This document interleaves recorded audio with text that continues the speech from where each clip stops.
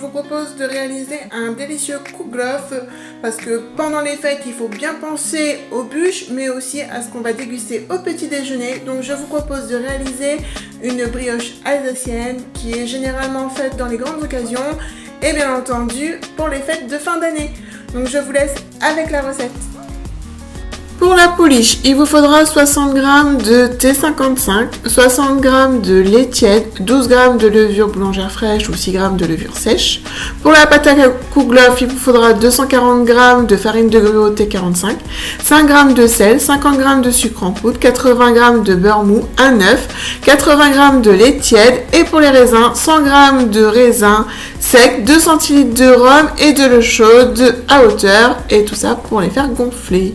En première étape, nous allons préparer une pouliche. Donc, on va délayer la levure avec le lait tiède et y ajouter la farine avant de mélanger le tout pour obtenir une pâte qu'on va couvrir et laisser gonfler pendant 30 minutes dans un endroit chaud.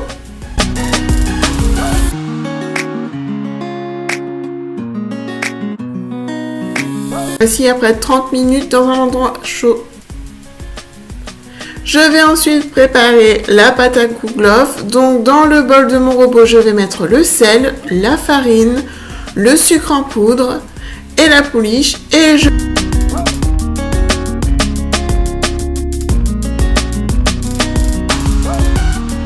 je vais pétrir le tout en vitesse 2.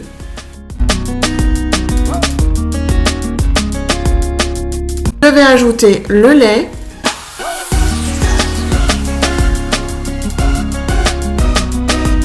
l'œuf et dès que ça forme une boule, je vais pétrir pendant 10 minutes à vitesse 2. Je vais ensuite incorporer mon beurre petit à petit et quand j'ai mis tout le beurre dans le bol, je passe en vitesse 4 et je laisse tourner le robot pendant 10 minutes.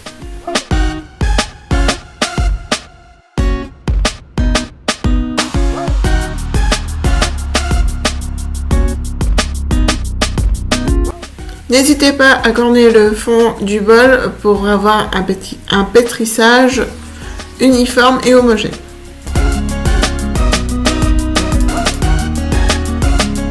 Dès 10 minutes, vous devez obtenir une pâte qui ne colle plus. Et vous pouvez ajouter à ce stade les raisins que vous avez préalablement égouttés.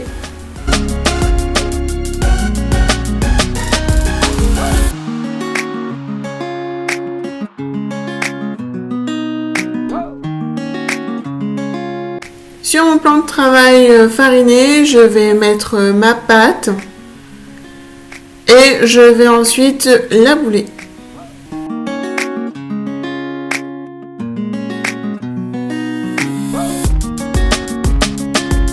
Pour cela, je procède à des rabats. J'en fais 1, 2, 3 et 4. Je retourne le pâton et je boule. Je mets la pâte dans un récipient en plastique avec de la farine dans le fond. Je couvre d'un film, d'un torchon et je mets à pousser 2 heures dans un endroit chaud.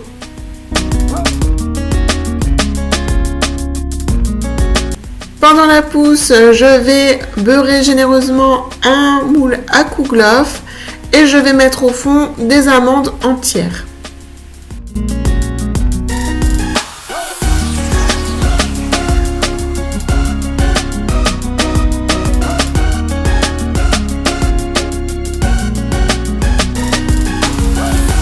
Après les 2 heures de pousse, je reprends ma pâte. Comme tout à l'heure, je la mets sur mon plan de travail et je vais la bouler à nouveau, sauf qu'ici je vais être très délicate car je ne veux pas complètement la dégazer. Pareil, je procède au fameux rabat.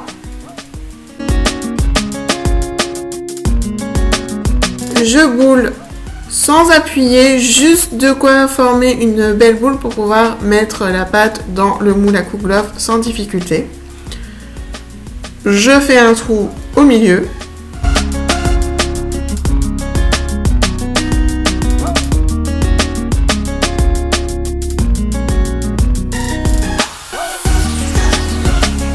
et je place dans le moule.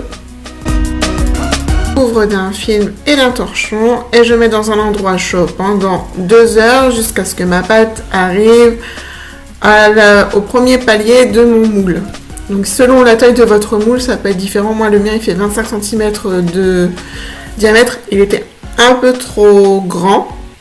Donc du coup, j'ai un kouglof très large, mais pas très haut. Donc ça va dépendre aussi de votre moule. En tout cas, quoi qu'il arrive, il doit être pratiquement au bord de votre moule. Voilà, donc là, il est à la bonne hauteur. Je vais l'enfourner dans un four préchauffé 15 minutes à l'avance à 180 degrés chaleur tournante pendant 20-25 minutes. À la sortie du four, je laisse refroidir dans son moule.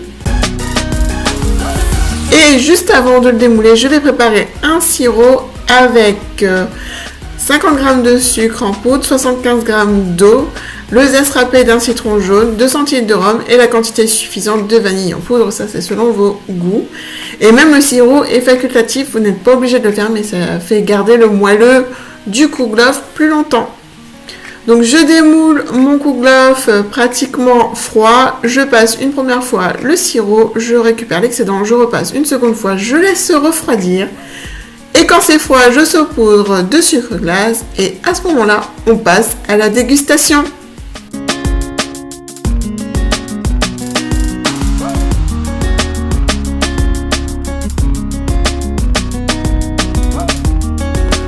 Voilà, j'espère que la recette vous plaira et que vous l'essaierez. N'hésitez pas à venir me dire ce que vous en pensez sur le blog et moi je vous dis à très vite pour de prochaines vidéos.